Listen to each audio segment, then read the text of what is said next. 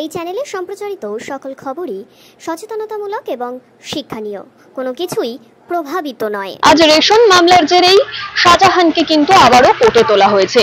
Ration মামলায় আজ arrest হওয়া 3 জনকে তোলা হয়েছে। প্রায় 3 জন ডিলার, তাদেরকে আজ ব্যাংশাল কোর্টে আনা হয়েছে। সাথে সাথে অর্পিতাকেও কিন্তু ব্যাংশাল কোর্টে হাজির করা হয়েছে। একটু দাঁড়িয়ে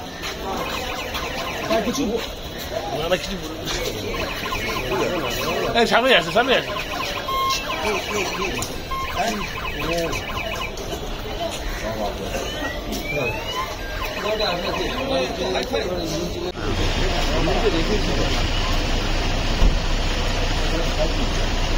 ম্যাডাম কিছু বল, আজকে চার্জ গঠন হবে এরকম কোনো আশা রাখছেন ম্যাডাম?